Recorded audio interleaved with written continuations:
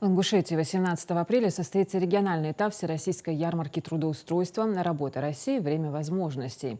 Ярмарка вакансий пройдет на новой площадке в Центре опережающей профессиональной подготовки Республики Ингушетия в Назране. 30 регионов страны предоставили свыше 10 тысяч вакансий, которые зарегистрированы на портале «Работа России». Порядка 550 вакансий предоставятся искателям 22 работодателя из Ингушетии.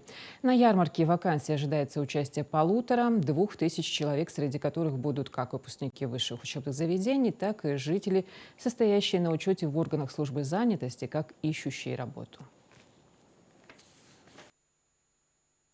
Площадка очень ориентирована на все социальные категории граждан.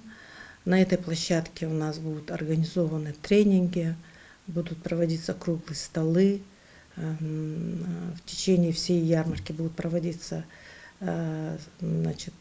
собеседования с соискателей, с работодателями напрямую, без участия каких-либо сторонних людей. Напрямую будет произведен контакт